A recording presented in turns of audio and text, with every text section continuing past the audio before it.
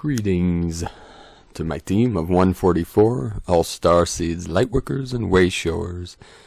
It is 9:24 p.m. on 4/24/2019, April 24th, 2019.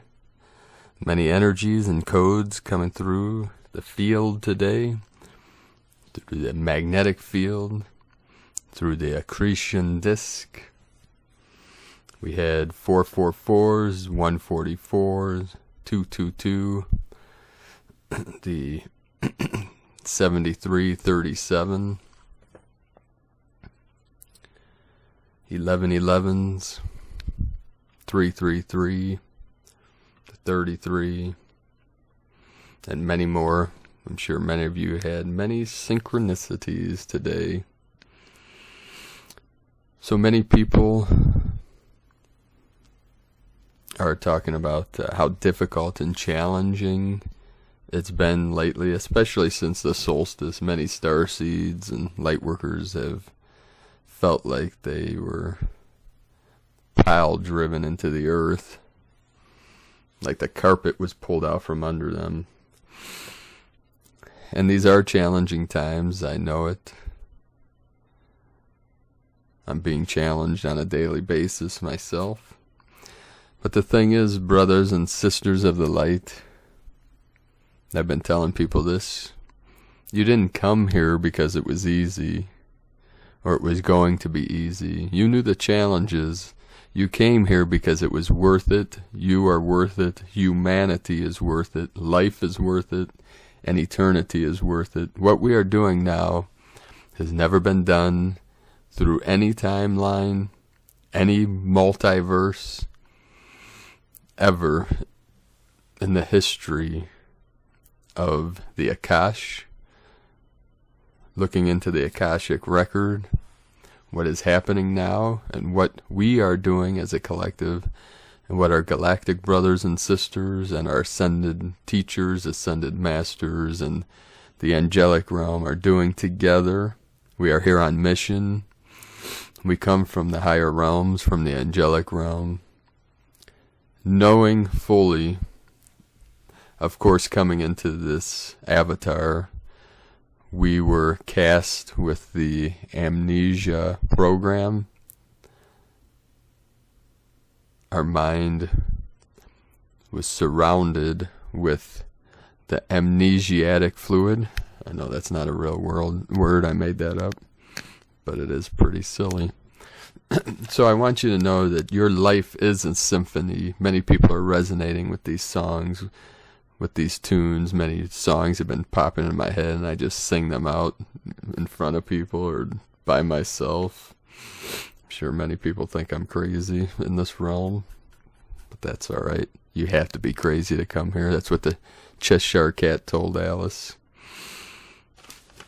Because a sane person wouldn't have signed up for this. But that's alright, crazy is just a perception, it's an illusion. So one technique, this is a Buddhist technique, I'm sure it's probably used in other spiritual traditions, so it's this concept of the thought that, especially if something external, if there's people in your life that are irritating and aggravating you. I know many people are experiencing this because that's part of the mirror. There's something within us that still needs to be released. There's a letting go.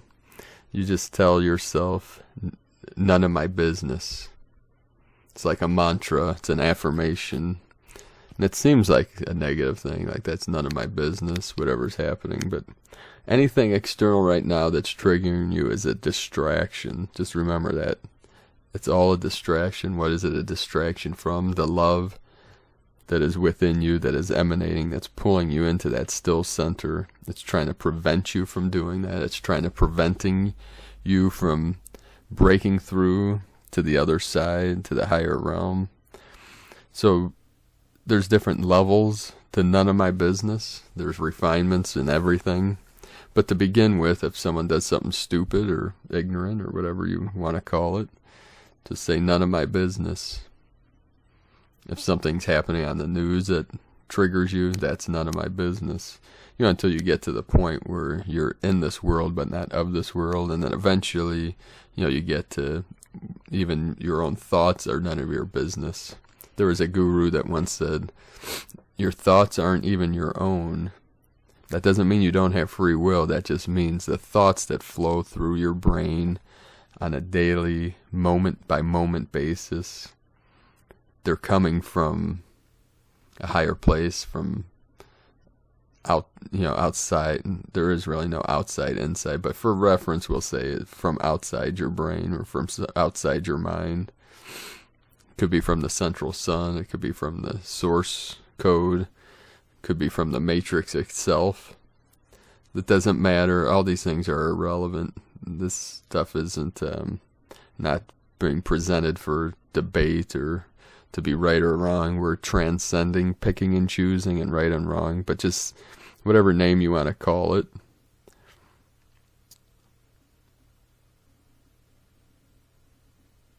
The thoughts. So he would say,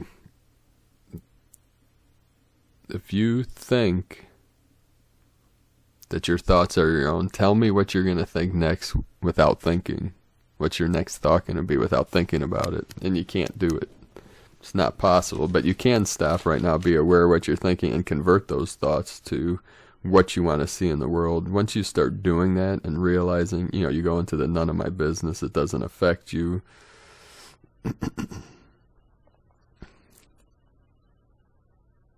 And I'm not talking about, I know people go to extremes with every concept and every thought. I'm not saying if you're walking by someone abusing a child to turn your back and it's none of my business. I'm talking about the thoughts, you know, especially when something externally triggers you. It's not the word they say that affects you. It's like when teacher said, it's not the snake bite that kills you, it's the venom that flows through your veins.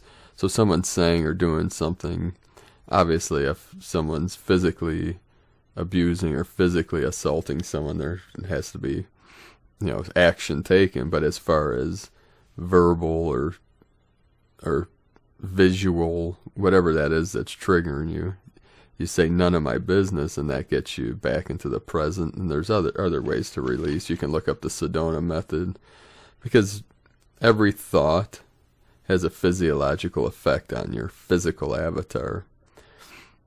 A negative thought has a negative effect. You know, if you watch The Secret, they delve deep, or What the Bleep Do You Know? I'm not sure The Secret, but they go deep into that, the physiological effects of negative thinking and how they're addictive based on chemistry, chemicals, neurology, all those stuff. You know, neurolinguistic programs to help people overcome that programming of the internal map of reality. So I want to tell you a quick story about part of my life, because most people don't know anything about it. They just listen to my videos. I really don't talk about it because it's not important, but people have been questioning and asking about my story. So I'll give you a couple quick pieces, just tiny pieces, because I try my best to keep things simple and try not to offend people. I know that's not an easy task these days. You know, in Cleveland we have a saying that I don't know, it's not really a Cleveland saying, but being raised in a extreme climate and a lot of negativity, a lot of craziness, we say, like, the only thing that's going to offend me is if someone walked up to me and punched me in the face, you know. It's like words are just words. People have tried to offend me, saying the most obnoxious things, but when you're raised in trauma and violence, it's like, come on. Give me your best shot, you know, what do you got? Has zero effect. So when I was a child, there were 7 of us that came through my lineage. 2 transitioned at birth, so there was 5. 3 males and 2 female. all O negative blood from the original blueprint.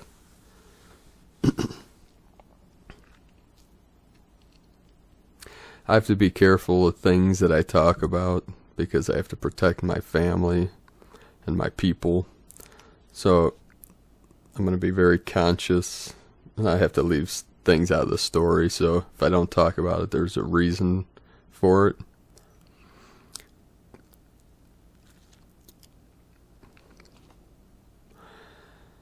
They took, we'll say, the dark ones, and I try not to focus on the negative because I'm here to uplift and to transcend this illusion of the Matrix. But sometimes it helps to hear the story that, many people have suffered. Most Starseeds have very similar stories about violent childhoods and trauma and torture and whatnot. So I'll tell you a little piece of some of the things I went through to get me where I am today. There were many times that the Dark Ones tried to take my avatar out of this realm, try to transition me, but they weren't successful. I'm sure many of you it happened to. My mother would tell a story about, I was the youngest of the 5 that survived, and I was a newborn baby, and we lived in a place called Cleveland Heights, in a little house. My father was an entrepreneur. I can't say his name to protect my family. And he was a very strong Christian Catholic, and he was in a cult type organization that was a spin-off called the TFP, and he was exposing what the Luciferians were doing through these Planned Parenthoods, and that they eventually locked him up in a psycho ward and stuff, but that's a story for another day. I didn't see him from about 4 years old till I was about 21, because, well, let me first get back to the first time that I know of that the Dark Ones try to take me out of this realm. And I'm not going to focus on the negative, but some people want to know a little bit more about me. And so just to let you know that we're all protected. I'm protected by, and you are too, the angelic realm, your spirit guides, the ascended masters, and obviously your higher self. I'm also protected by a powerful shaman. So I was somewhere 1 month, 2 month old, 3, I'm not sure exact age, but I was a little baby, and my mother was carrying me through the house and taking me into, to put me down to sleep, and she had the light on in the bedroom, and as she was carrying me into the room, something shut the lights off, and she got pushed from behind, and there were no adults in the house. The children were sleeping with little sugar plums dancing above their heads. So she got this push from behind, and as she fell forward, her foot hit like a little fire truck or something, and she was airborne, and she threw me in the air and came down on her arm and shattered it in like 10 places. And I floated through the air and softly landed on a bed, giggling into the night. Even as a newborn, I thought, is that the best you can do? I mean, that's that kind of attitude you gotta have. You gotta, find the humor, because the Matrix, the false Matrix, is a cosmic joke. And then they sent, at 4 years old, they sent a reptilian into our home who took over and brainwashed my mother, and, my brother calls it the abduction. This person named Butler. I still keep the name because it's kind of like Oh boy. See, there's another reptilian trying to interrupt me. So at 4, we were taken from our father and went through about 7 years of trauma and abuse. I had several head traumas by the time I was 11. But they failed again. They failed miserably. And then, what is this guy? What is this reptilian keep? Sorry, I should silence my phone when I'm doing this.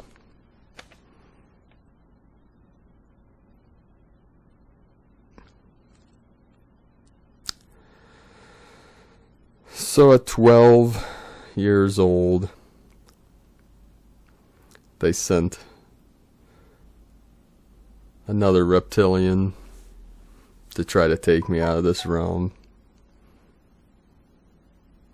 And in that instance, when he was choking me and suffocating by hanging me from the hood of my jacket through my throat, my life passed before my eyes. Now, I'm not telling you this so you feel sorry for me. What doesn't kill you makes you stronger. And because of the traumas I went through, it led me to my teachers and it led me to the spiritual path. I could have been a tyrant based on my, could have been the next Genghis Khan based on my energy configuration. But I chose the spiritual path and kindness and love and truth. But as my life passed before me, it opened the doorway to other realms, and the world stopped, and I was thrown into a wall, and a doorknob or something punctured my right kidney, and I saw my life pass before my eyes, and the doorway open, and from that point forward, a major shift happened, and I became untouchable at that point. And then I spent the next 20 years torturing myself, which many of us have that same story. And it was mental, physical, you know. I was raised in a lot of violence. I had to fight from 4 years old on until I was an adult, and then I would fight myself. It would be an internal battle. Because when you have to, even when you defend yourself, when you're an empath, you have to defend yourself against violence. When someone gets hurt in that process, you feel what they're feeling, so it's not a good feeling. So it made me become a peacekeeper, and after certain things happened around 12, 13, I then protected humanity. There were many fights I broke up. We lived in a very violent environment.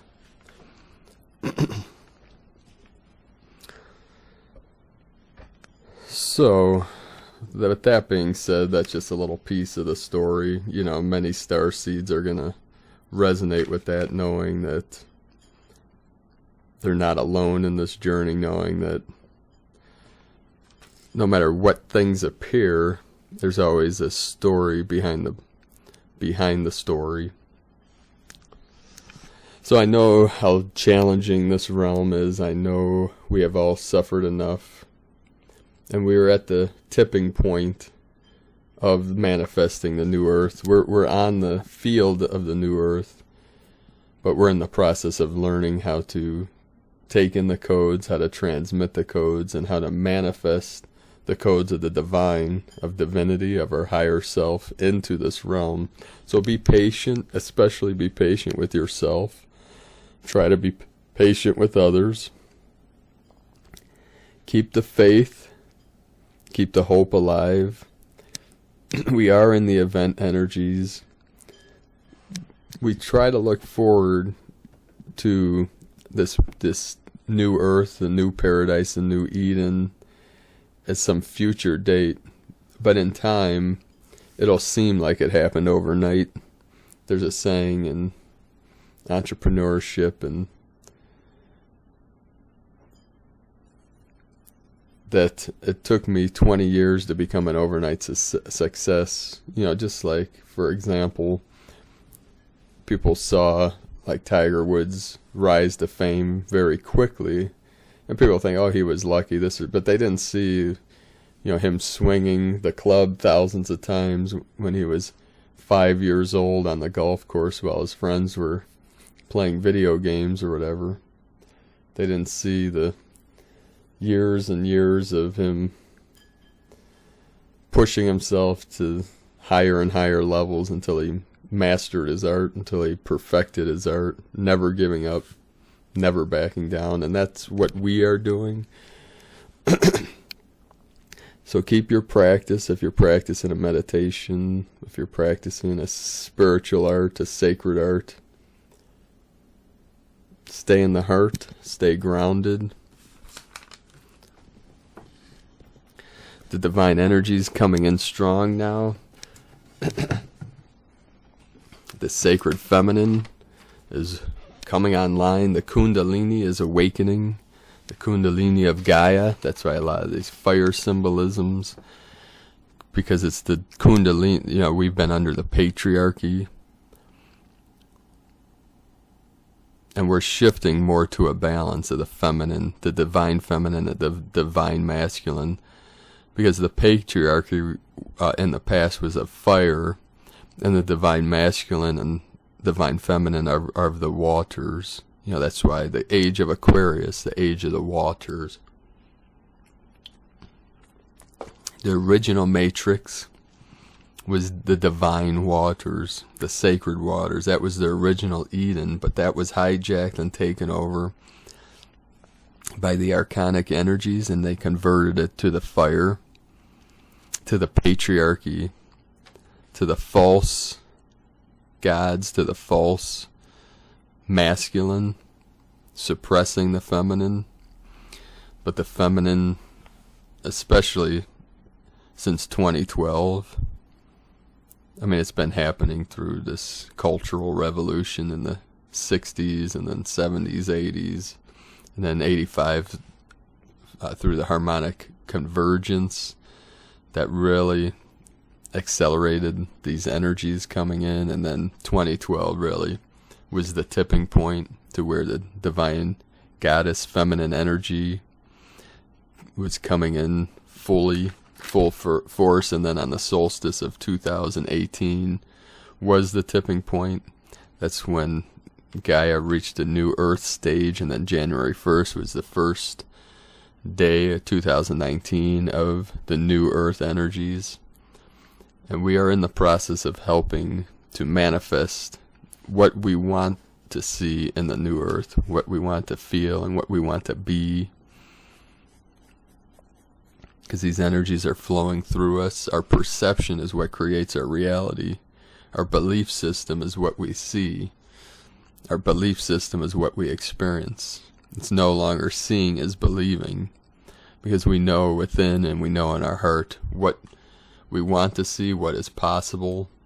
And it really is unlimited power, unlimited possibility, but a balance, no separation. The separation game is ending. We are in unity consciousness.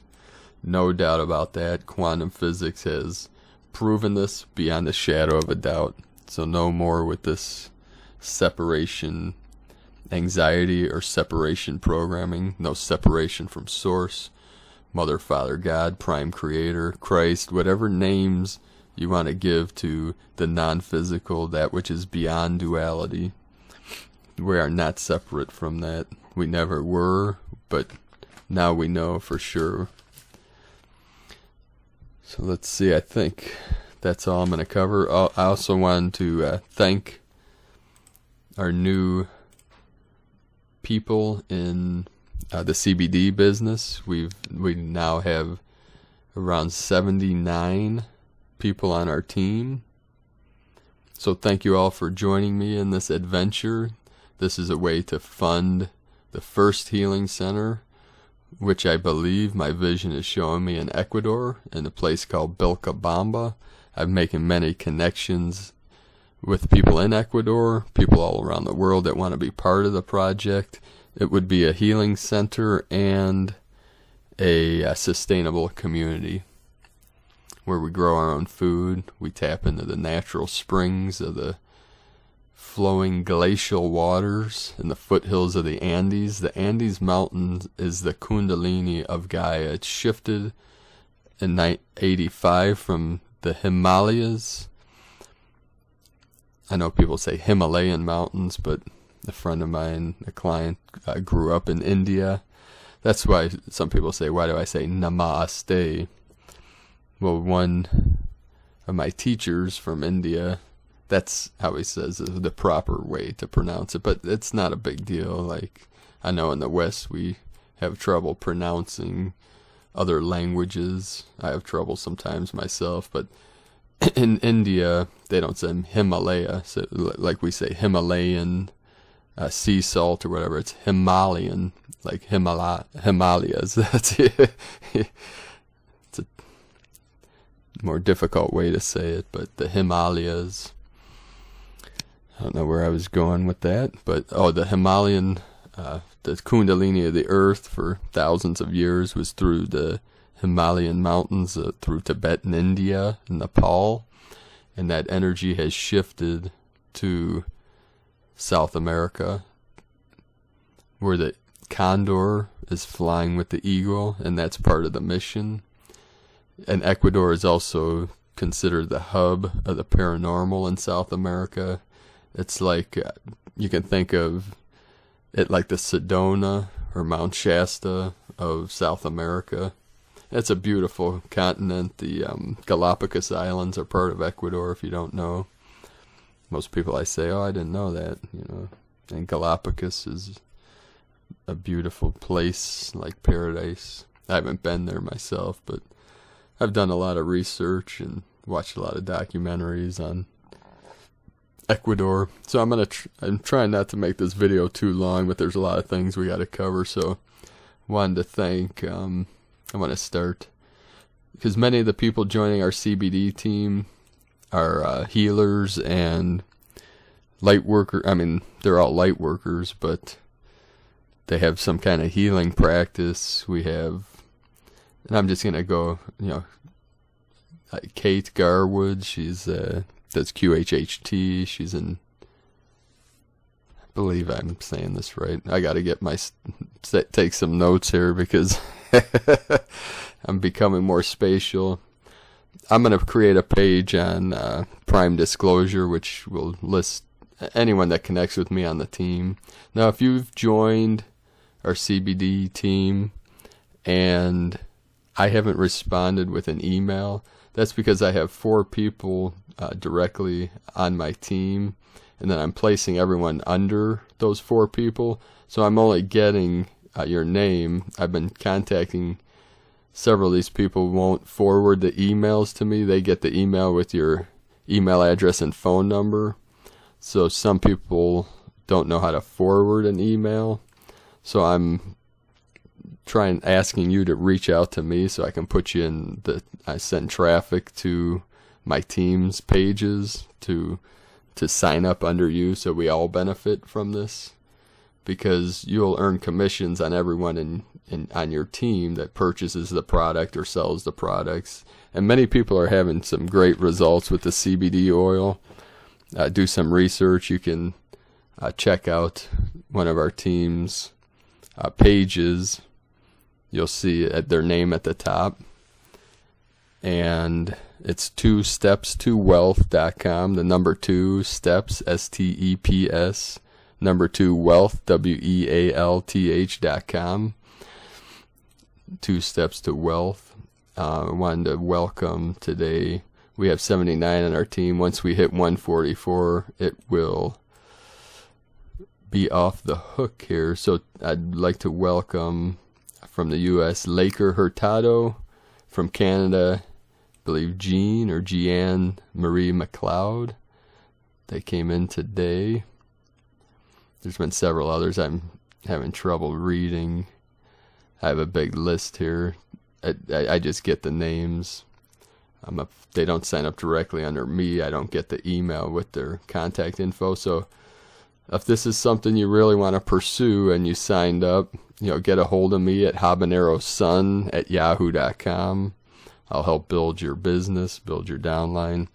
I mean, obviously, to make any money at this and to support the mission to Ecuador, people will have to purchase and sell the products. Don't worry if you don't have any money. It doesn't cost anything to sign up.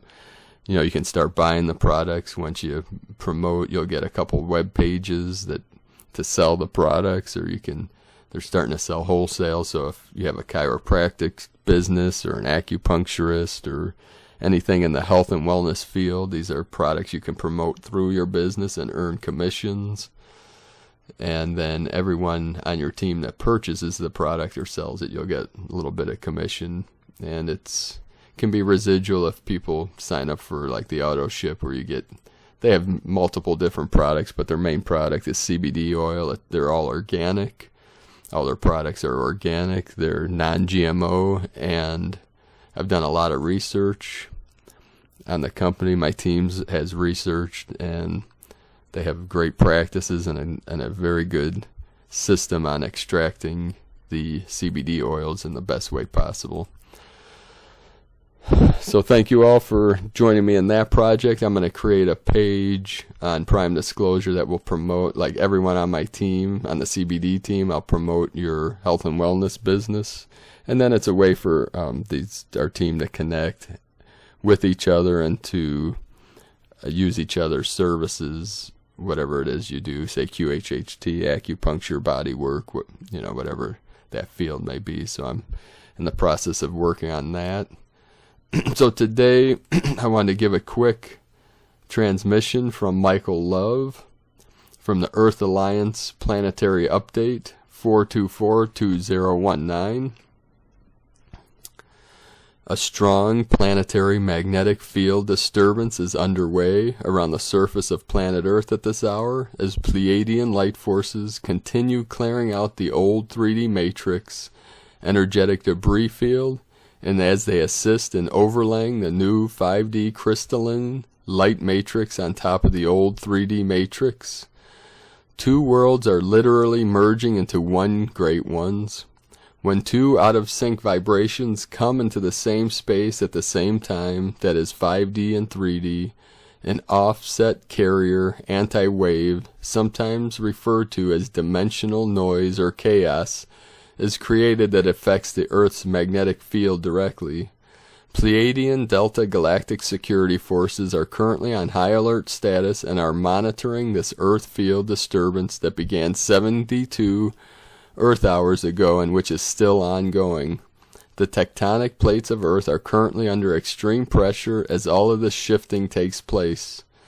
Planetary geomagnetic forecasts indicate possible strong earthquakes and volcanic activity during the next several Earth days, manifesting layered body ascension symptoms caused by this offset carrier wave, strong headaches, moderate physical, mental, and emotional disturbances out of nowhere, difficulty sleeping, confusion, and irritation. I know many people are reporting that these aggravating energies, these irritation energies. So leave a comment below this video about what you're experiencing, because it does help other Lightworkers and Starseeds through this great transition. Because for one, it lets people know they're not alone in their struggle and their suffering, and that these things are common, that they're not out of the ordinary. So Mother Earth is just rocking and rolling a bit as things change from one form to another in the physical world. Know that Earth changes are part of the grand evolution and ascension of planet Earth, and that all is well and as it should be. Light beings will always know by intuition beforehand when to move and where to move before the Earth moves. Know fear and don't forget to breathe and stay cool until the dimensional shift that is underway settles. We are the great family of light and bringers of a new day to planet Earth. We are 4.5 billion strong all around the globe, and we are standing with you in this grand Ascension event. Let us know what Ascension symptoms you are experiencing. Godspeed, Michael and the Pleiadians. Thank you all for joining me here today. I'm sending you love and healing vibrations. I appreciate the support, your kindness. I appreciate everyone that shares these videos, leaves comments, gives us a like. Be sure to subscribe to this channel.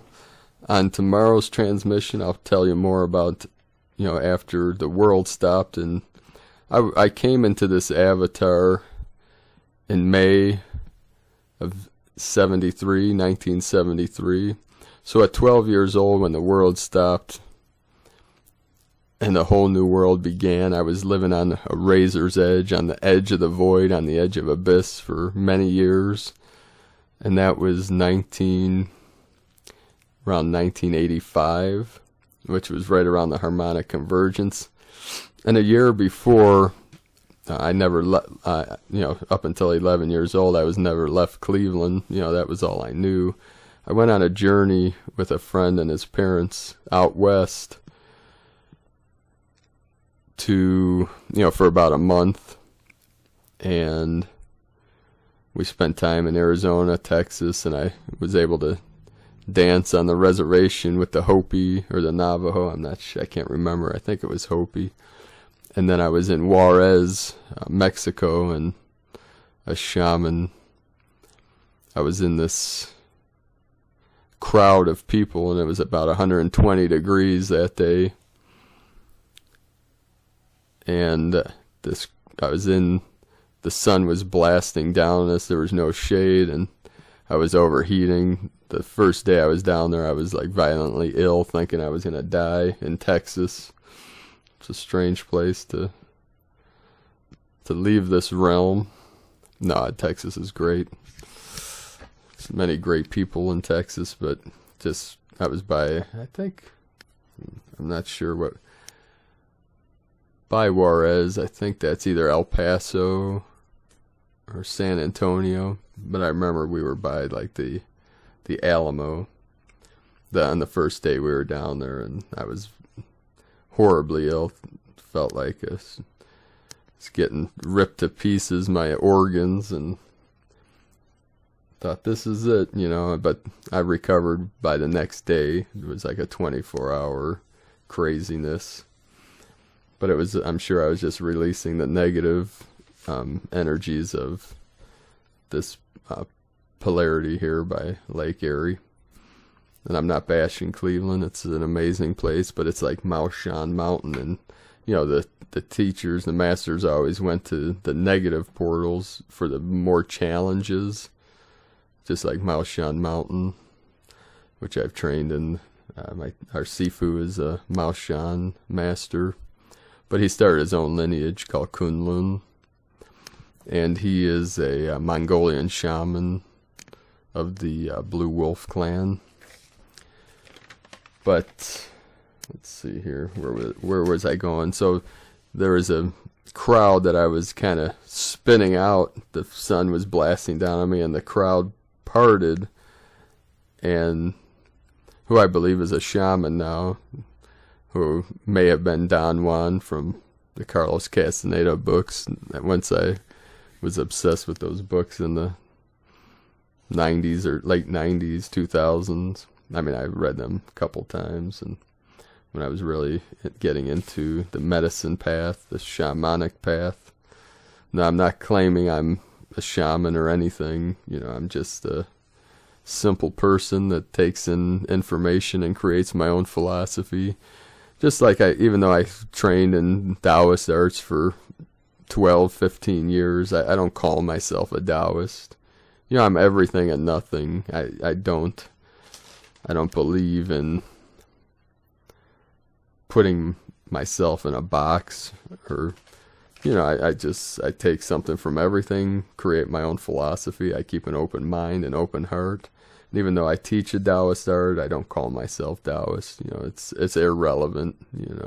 most people that know me or have met me would have no idea that I've trained in these different arts and spiritual practices, and or even that I teach, because it's not something I advertise or talk to most people about. So when that crowd opened and this gentleman walked out, he came up to me and looked me right in the eye and touched me on the cheek, and he said something along the lines of, "You are a golden child and of great beauty and light, and you will change the world." And then that next year is when they sent the reptilian to try and take my avatar out of this realm, and when it all shifted, everything changed, and it opened a whole new dimension, a whole new world. And it took me years and years, going to many shamans, healers, sages, the Buddhist masters, and temple and monastery, which that will be a story for another day, because it's getting kind of long here. I have to cut it short here so I can render this video, upload it, and whatever. It's been a long day, but thank you all. I appreciate each and every one of you more than you'll ever know. And I'm sending you much love, light, bliss. You are loved more than you'll ever know. I love you all, beautiful beings of light. Namaste.